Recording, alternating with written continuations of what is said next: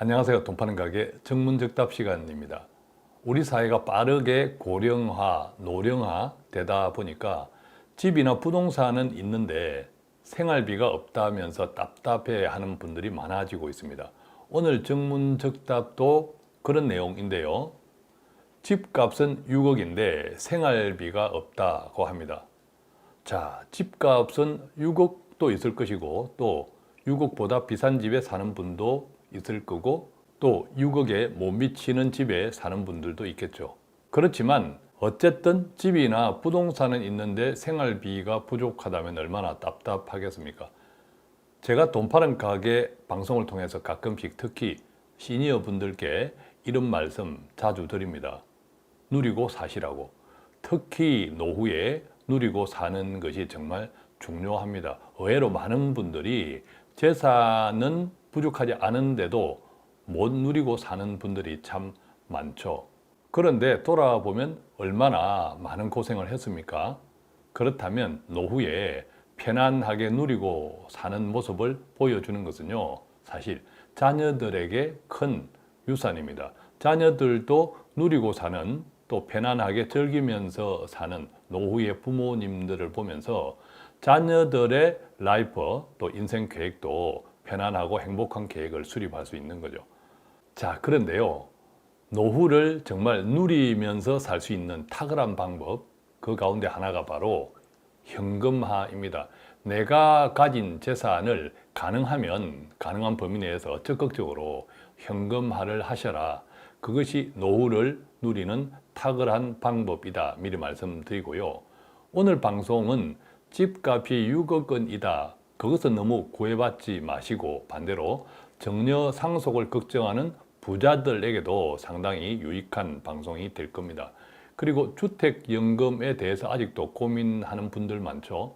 주택연금의 놀라운 비밀, 그렇다고 대단한 이야기는 아닐 수 있지만 제도 자체에 대한 이해보다 정말 적용의 문제가 큽니다. 그것을 잘 이해하는 시간 되면 좋겠습니다. 자, 이번에 질문 주신 가정 내용 구체적으로 이렇습니다. 내 집이 있는 지방 거주, 내 집이 있는 65세 아내분과 또 70세 남편분입니다. 두 분이 합쳐서 국민연금 매월 100만 원 정도 받는데 생활비를 150만 원 쓴다고 합니다. 참 우리 노후가 이래요. 두 분이 노후에 150만 원 쓰고 있다면 참 검소하게 사시죠. 아파트 관리비를 포함해서 말입니다. 어쨌든 50만 원이 부족한 셈이죠. 물론 이분들에게는 약간의 은행 저금도 있습니다. 그런데 부족한 50만 원을 은행에서 계속 이렇게 빼 쓰다 보니까 자꾸 돈이 없어지는 느낌이 있는 거죠. 불안한 거죠. 그래서 전화를 해 오셨습니다. 어떻게 하면 좋을지. 또 그러시면서 좀 여유가 되면 아들도 주고 싶고 이 연세에도 여전히 아들, 자녀 걱정합니다. 이것이 한국의 부모님들입니다. 또 손자녀 용돈도 주고 싶다 이렇게 이제 말씀하셨는데 다 마찬가지겠죠. 저는 이분께 어떤 질문을 반대로 해드렸냐 하면요. 집을 왜 깔고 앉아서 고민하시나요? 라고 말씀을 드렸습니다. 집을 왜 깔고 앉아서 고민하시나요? 자, 이것을요. 먼저 결론부터 주택연금에 가입한다. 지금 당장 한다 하면요. 남편분 연세가 한 70세 정도 되니까 대략 얼추 6억짜리 집으로 주택연금에 가입하면 200만 원 정도 대략 받을 수 있습니다. 그러면 국민연금 100만 원 합쳐서 매월 총 300만 원 수령하죠.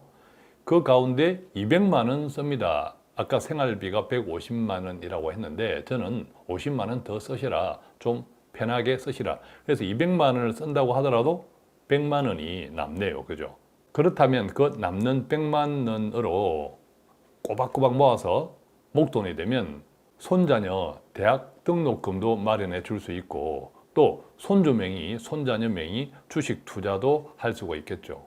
자, 여기서요. 다 알고 계시겠지만 주택연금 간단 정리해 드리면 주택연금은 가입하고 난 이후에 설령 집값이 크게 올랐다 하면 주택연금을 해지할 수 있습니다. 해지한다는 것은 그때까지 받은 연금 돌려주면 그뿐이죠. 그리고 해지한 다음에 또 재가입할 수 있습니다. 물론 3년이 지나야 된다는 규정은 있습니다만 나중에 언젠가는 그렇게 주택연금을 받다가 다 돌아가실 때가 있겠죠. 그렇게 되면 주택연금 받았던 것과 그때 돌아가시는 시점에서 상속자산이 되죠. 상속자산을 평가해서 주택연금을 더 많이 지급했으면 유가족들에게 청구하지 않습니다. 반대로 주택값이 그 당시 더 비싸면, 즉 지급했던 주택연금을 제하고도 남으면 그것은 또 유가족들에게 돌려줍니다. 그러니까 손해볼 것이 하등 없는 거죠. 해지도 가능하고 중간에 또 이사 갈 수도 있습니다. 그러면 다시 정산하면 되고, 나중에 집값이 비싸면 돌려받고 유가족들이, 집값이 모자라면 청구하지 않습니다. 얼마나 좋습니까? 그런데 가장 좋은 것, 시작할 때 말씀드렸지만 현금화, 즉 노후의 현금 비중, 매월 쓸 수 있는 월급이죠. 월급이 많아진다는 거죠. 가끔씩 연금을 가입하시는 분들이 나는 연금 있는데요, 이런 분들 계신데, 다른 여유가 된다면 매월 받는 연금은 많을수록 좋습니다. 그렇지 않고 고정자산, 예컨대 부동산 등으로 큰 덩치로 가지고 있는 것보다 매월 연금으로 받는 돈이 많으면 많을수록 좋습니다. 왜냐하면 쓰고 남는 돈은 또 저축이나 재투자 할 수 있기 때문이죠.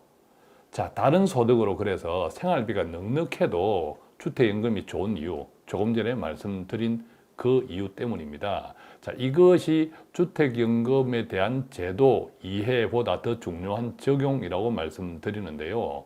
노후에는 현금, 매월 받는 소득이 많으면 많을수록 좋다.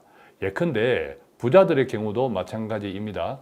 부자들은 주택연금에 가입하지 못하는 경우도 많겠지만 너무 집값이 비싸서 주택연금을 떠나서 가능하면 현금화를 일찍 한다, 적극적으로 한다, 이런 생각을 가지고 이 방송 한번 계속 들어주시면 좋겠고요. 매월 현금 소득이 조금 전의 경우처럼 많아지면 누리는 것도 많아집니다. 그만큼 쓸 수 있는 여유가 생기는 거죠. 이달에 다 써도 다음 달에 또 그만큼 나오지 않습니까? 그러니까 걱정 없이 쓸 수 있습니다.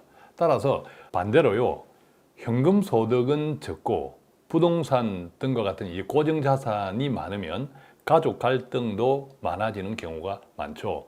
왜냐하면 다 큰 자녀들이 부모님들의 월 생활비, 월 용돈을 또 마련하기 위해서 신경을 써야 하고, 그런데 또 부모님들의 부동산 등과 같은 고정자산이 있기 때문에 나중에 그것을 팔았을 때 또 가족 간에 그때까지 부모님들에게 어떻게 했느냐에 따라 서로 갈등의 원인이 되는 그런 요소도 될 수 있는 거죠. 자, 제가 부동산이나 고정자산을 가능하면 적극적으로 현금화하라, 이렇게 이제 말씀드리면요, 어떤 분은 세금이 걱정이다, 이런 또 이야기를 하시는 분도 있습니다. 세금이야 여러 가지 경우 세금이 있죠. 만약에 부동산을 팔 때 양도세가 있을 수 있고, 또 나중에 정려 상속할 때 또 세금이 있을 수 있죠.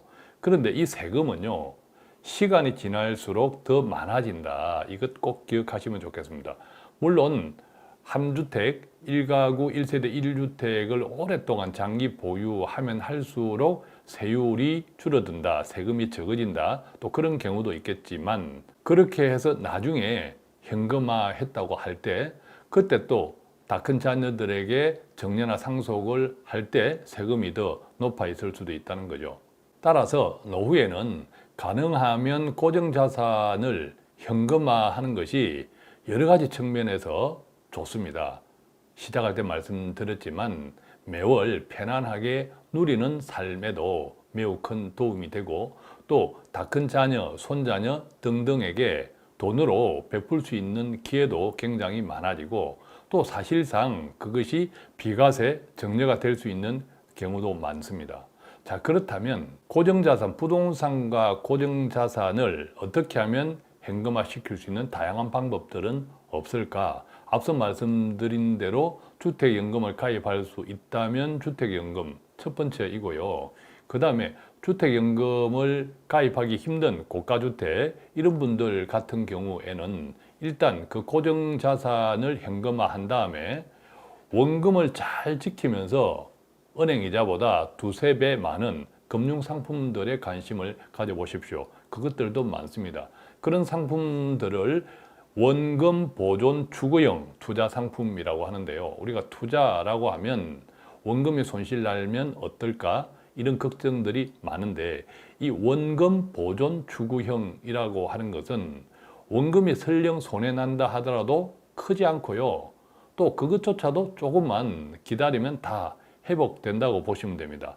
그래서 원금 보존 추구형이라고 하는데 기다릴 수 있는 돈 같으면 거의 원금을 다 지킬 수 있다 이렇게 이해하시면 되고 또 그때 매월 지급받는 이자를 달러로 받을 수도 있고 원화로 받을 수도 있고 연금 수익으로 계속 받을 수 있는 여러 가지 장점들이 있습니다. 그래서 원금을 잘 지키면서 은행이자보다 두세 배 많은 이런 금융상품에도 좀 관심을 가지면 좋겠고요. 어쨌든 부모님들이 노후를 편안하게 지내는 것은 자녀를 위하는 것입니다. 아까 시작할 때 말씀을 드렸죠. 자녀들이 부모님들이 정말 젊었을 때 열심히 일하고 나이 들어서 노후에는 누리면서 주변을 살피면서 편안하고 넉넉하게 살아가는 것. 그것이 바로 행복 아닙니까? 그것을 자녀들, 곁에 있는 자녀들에게 롤 모델로 보여주는 것. 그것이 저는 돈보다 더 값진 최고의 유산이라고 생각합니다. 그래서 다시 한번 말씀드립니다. 누리고 사십시오. 지금까지 얼마나 고생 많았습니까? 그러니까 지금부터 최선을 다해서 누리고 살면 좋겠습니다. 자, 오늘 또 돈 파는 가게 전문적답 시간을 통해서 궁금한 내용이 있었다면 해결되었으면 좋겠습니다. 간단한 문의는요. 전화 02-5360-153 또는 카카오톡 플러스 친구 돈 파는 가게 머니 슈퍼마켓 1대1 채팅창 통해서 문의해 주시면 아는 범위 내에서 성실하게 답해 드리겠습니다. 고맙습니다.